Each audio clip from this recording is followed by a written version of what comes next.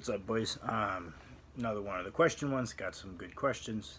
Thank you guys. I really appreciate it. The engagement is cool.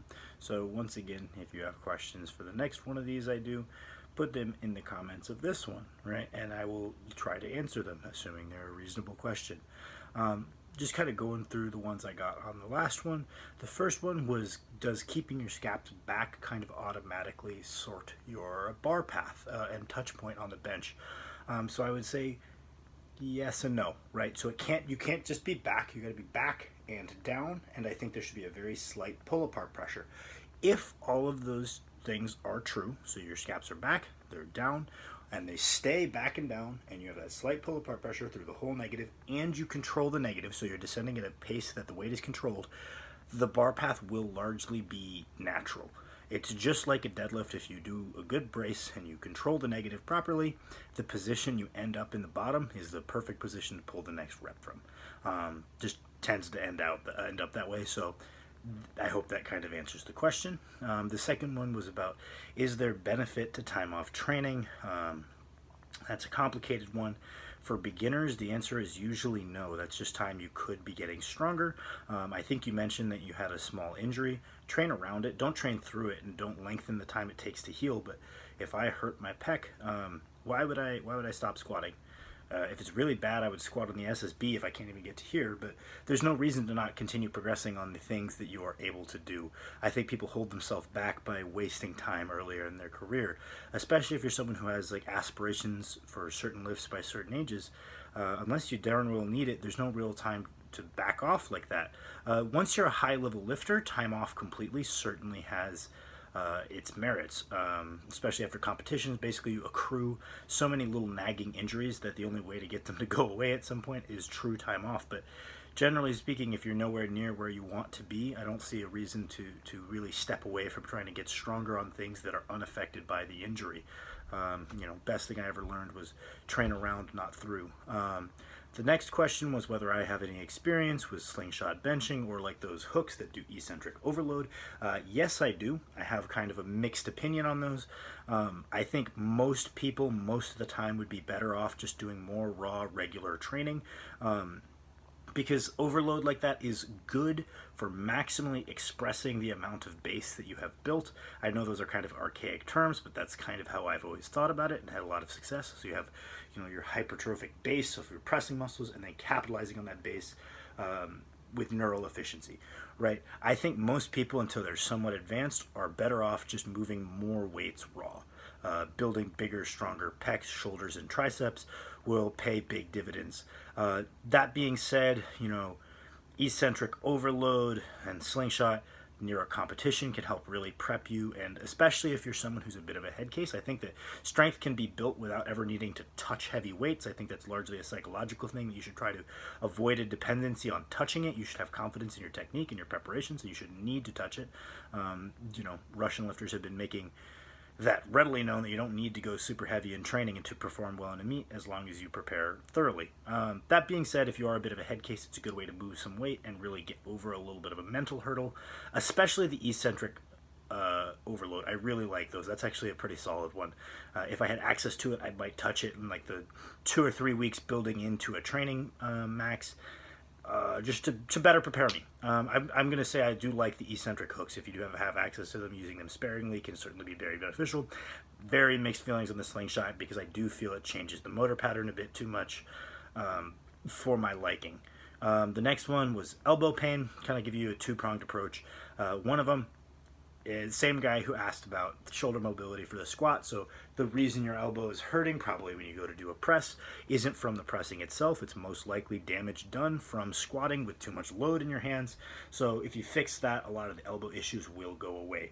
That being said, if you still get these nagging elbow pains, especially through your tricep tendon, basically you can increase the loading capacity of your tricep tendon just gradually, just like anything else. You're exceeding the tissue tolerance maybe, and so but thankfully we have ways to increase tissue tolerance, right? So that's something where I just think that gradually doing more and more dumbbell skull crushers is a really good way to really strengthen that tendon, and just pushing to the limits of what you can do weight and rep wise before discomfort. And you'll find that threshold increases. You're like, oh, my elbows feel achy with the 30s, but I could do the 25s. Do enough with the 25s, touch the 30s now and then. Don't jack yourself up, but you'll find in a couple of weeks the 30s cause no discomfort, and then the 35s, and then the 40s, and then you'll get no discomfort at all. And then go into bench, your elbows will feel pretty solid. It's just one of those things you have to ease into, but I think that's something you can really build up. I got no studies to verify that. That's just something I found for myself. Used to have elbow pain, don't anymore, as long as I keep my squats honest, and I really stay on top of building that up with my skull crushers. The next one is core training for powerlifting. There's a good argument that you don't really need to do a whole lot of direct core training, just due to the intensive nature of like the compound lifts on your core. But low scale, I really just like side planks and ab rollouts, maybe some front planks and some maybe dead bugs, just low scale stuff to feel like you're prepared for training. And then if you want high scale stuff, that's where loaded carries come in, because there's only so much you can do on a loaded plank correctly before you run into loading issues. There's only so much you can do a weighted sit-up with till you run into loading issues. So if you really want a core exercise that scales upward, loaded carries are the way. A suitcase, farmers, or a yoke is the way to like scale that stuff really heavily upward. If you want a really strong midsection, train yoke. Next one was type hip flexors. Instead of spending a billion hours stretching them, I highly recommend you strengthen the antagonistic muscles, so the extensors of your hip, namely your glute. Kind of a simple, catchy term. Pain in the front of your hip is most often weakness in the back of your hip. Got no studies for that one as well, but that's kind of something that has proven true time and time again. Every time I'm working with someone and they express that their hip flexors are always very tight, and they spend hours in a lunge stretch and it doesn't seem to be helping, the more glute work we can do, whether it be just like unilateral deep hip flexion, whether it be some sort of hip thrust, whether it be some sort of wider stance work, usually that makes it go away, and they feel that they don't have to do all this preparatory work to make their hips feel like they're usable. Once you get your glutes stronger, you'll find that you're able to work into the bar without having to do much beforehand. And then the last question was tips for dieting while in college, presumably while broke, because we all are. So I guess that kind of splits into two: where you're at in college and whether you're on a dining plan.